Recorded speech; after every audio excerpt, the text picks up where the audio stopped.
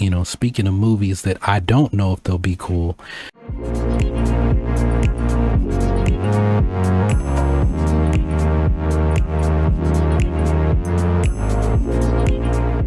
So there's all this word about us getting a black Superman. J.J. Abrams is working on a Superman movie. DCEU.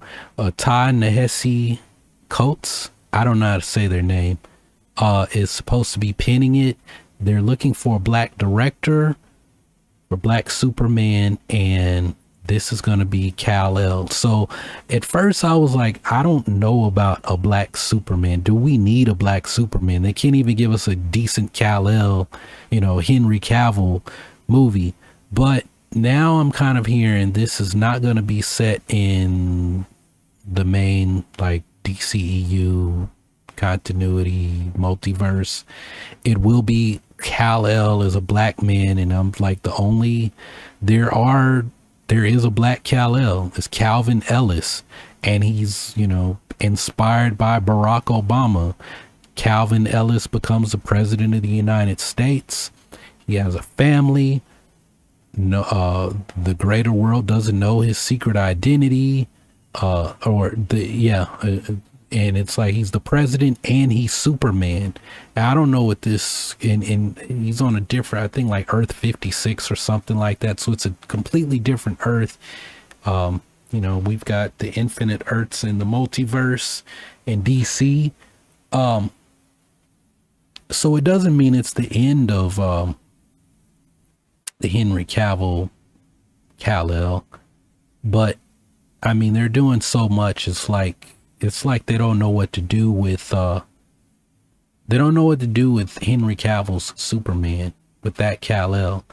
And from what I'm hearing, there's like all these interesting things that they can explore as far as society, deeper questions, things that would affect a black Kal-El or I'm just going to say a Calvin Ellis, things that would affect Calvin Ellis as a black man, even though he's a Kryptonian, that maybe, you know, Kal-El, Clark Kent, would not have to deal with, right? Just based on the color of his skin. But then it's compounded because there's also the other issues, and being a loner. You're a loner, but then you're like dealing with it, being accepted. There's some other issues where, you know, initially I was like, oh, I don't see that. I don't know about that. But I still feel like, can they do this where it doesn't just turn into, okay, this is a black movie. We got a black director. We got a black person writing it. Yeah, J.J. Abrams is involved, but, you know, if you're a Star Wars fan, you're kind of like J.J. and go away. Can Marvel and DC, both of them together, can they pull off a good black superhero that appeals to white audiences? And I know Marvel knocked it out of the park with Black Panther, but then what's going on with Wakanda Forever? You got Black Panther with no T'Challa, and then Black Panther is like this Captain America type character, Captain America, Batman, those kind of characters. It's like, well, there's still a human side, but a character who's like super powerful, right? That's godlike, like Superman, this Calvin Ellis, you know. I don't know. And then can you sell an audience on a black Superman? You know, you got Calvin Ellis, but then you got Val Zod on Earth 2, right? Val Zod is, you know, I think the Earth 2 Superman actually becomes the main continuity Superman or something like that they did in Rebirth, where they're like, oh, well, you know, Superman and Lois and their son got erased from, you know, they got erased from Earth 2, and they've been hanging out here, and now they've been secretly on the new 52 Earth, and you know, and Clark has been observing, you know, the Kal-El here, and then that Kal-El dies, and he's like, oh, well, I've been here I'm from another Earth. I just kind of been here hanging out with my family, or hanging out and helping out when I can. But you know, this Earth needs this new Superman, and I've got all these experiences. And then he becomes the main continuity Superman. And then they say something like, well, you know, when he disappeared,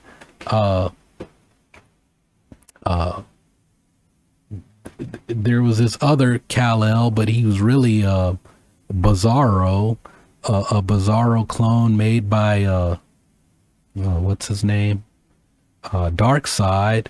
And it's like everything from the Nightmare Vision, they're like trying to stop that from Zack Snyder's Justice League. They're trying to stop that from happening. But the Superman that joins you know, that joins Darkseid is actually a Bizarro clone. And oh, it turns out there was another Kryptonian that came to Earth too, but he's been stuck in his pod the whole time, and he's afraid to come out of it. So it's like, all right, well, you've got this idea of like what Zack Snyder was going to do with Superman joining Darkseid and the Nightmare Vision that Batman had, and then you take this idea from Flashpoint, where Superman was locked up by Amanda Waller and kept under a red solar radiation, so he's depowered and never seen the light of day, and you made him black. Oh, and he's afraid to be out in open spaces, right?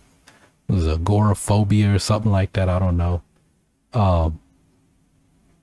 He's got a fear of being in open spaces, but he's like, you know, and you got Power Girl here, and they all came to Earth together, and he's like a super genius because he's done nothing but, you know, watch Sesame Street, Kryptonian Sesame Street inside his pod for 30 years.